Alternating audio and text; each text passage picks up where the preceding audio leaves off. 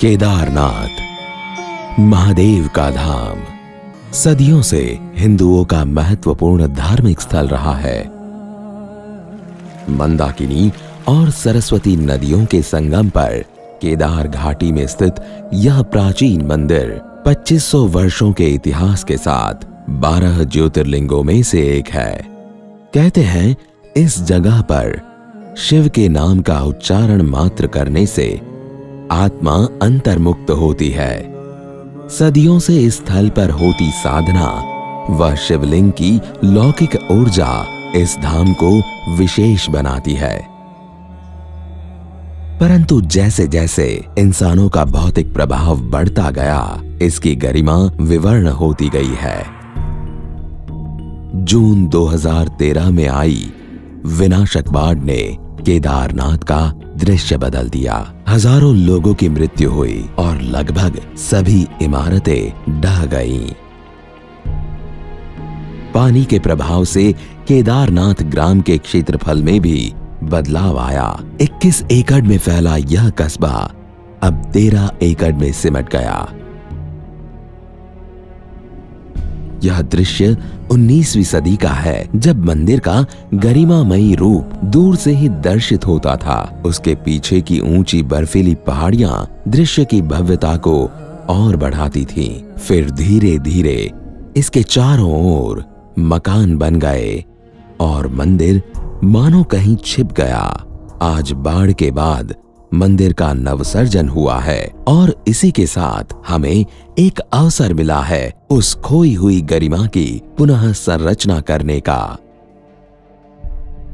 केदारनाथ घाटी प्राकृतिक प्रमाणों पर संवेदनशील है और विशेषज्ञों का मानना है कि यहाँ प्राकृतिक आपदाओं का संकट निरंतर है। इसलिए केदारनाथ का पुनर्विकास नियंत्रित अत्यंत आवश्यक है। साथ ही पुनर्विकास कार्य मंदिर और उससे संबंधित गतिविधियों के अनुरूप भी होना चाहिए। मंदिर के उत्तर की ओर एक वैकल्पिक मार्ग की तरह सेना का हेलीपैड भी बनाया गया है। कस्बे के दक्षिण में यात्रियों के लिए हेलीपैड की सुविधा दी गई है, जहां से यात्री बेस कैंप से केदारनाथ आते हुए नए मार्ग पर जुड़ते हैं।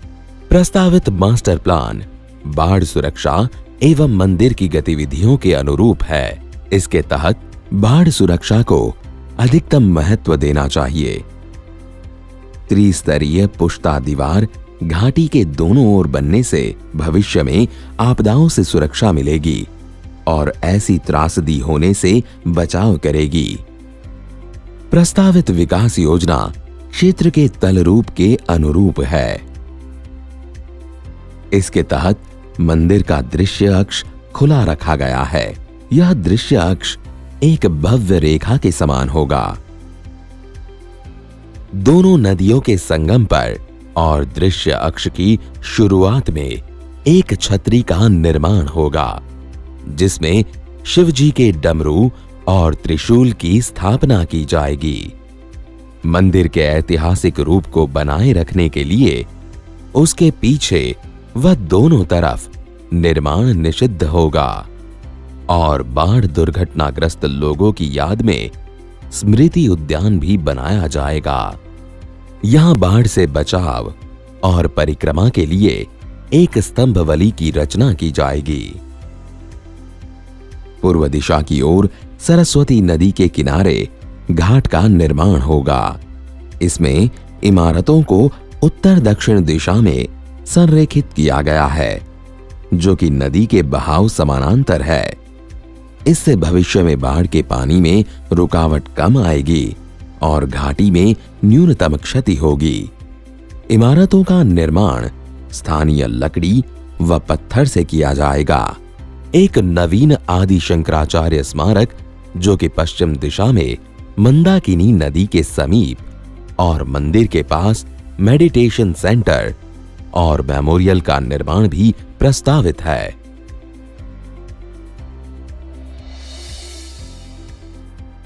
केदारनाथ के प्राकृतिक और धार्मिक प्रमाणों को ध्यान में रखते हुए प्रस्तावित मास्टर प्लान का प्रारूप बनाया गया है।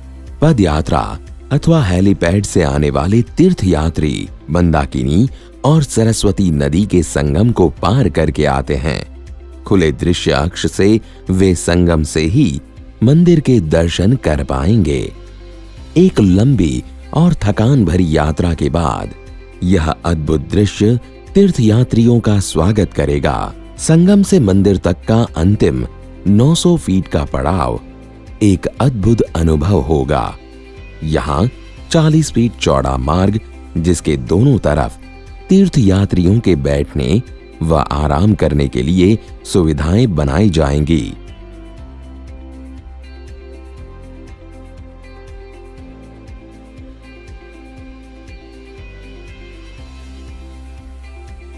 भव्य रेखा के आसपास पूजा सामग्री व अन्य दैनिक आवश्यकताओं के लिए हाट की भी व्यवस्था होगी।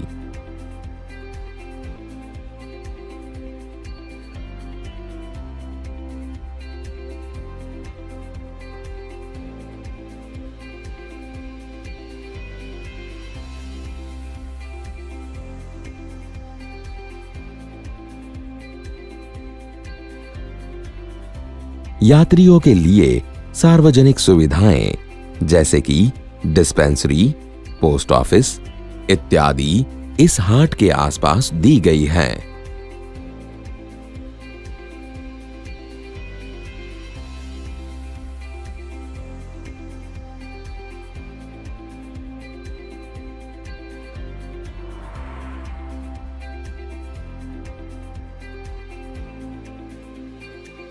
भव्य रेखा के दोनों ओर नई इमारतों का निर्माण यहाँ की पद्धति व पर्यावरण के अनुसार होगा।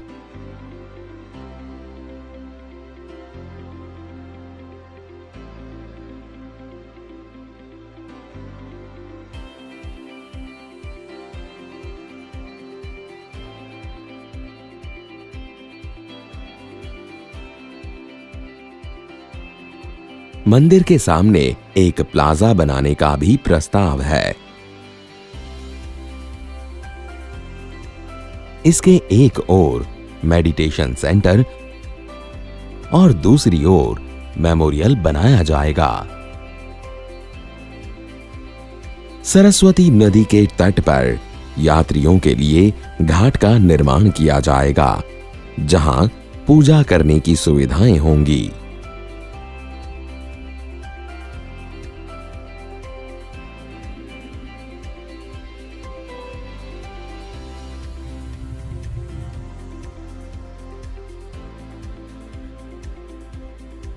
यात्रियों के लिए मंदिर के पीछे एक स्तंभ वाली और स्मृति उद्यान भी बनाया जाएगा।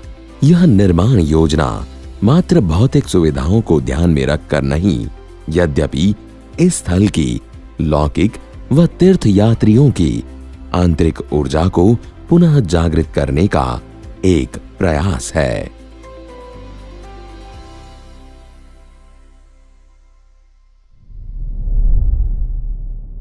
यदि ब्रह्मांड संतुलन बनाए रखने की कोशिश कर रहा है, तो हमें यह सुनिश्चित करने के लिए सहायता करनी चाहिए कि अच्छाई का शोषण ना हो, वरना ब्रह्मांड स्वयं का विरोध करने के लिए बुराई पैदा करके खुद को पुनर्जन्म करेगा। बुराई का उद्देश्य है यह अच्छाई को संतुलित करता है।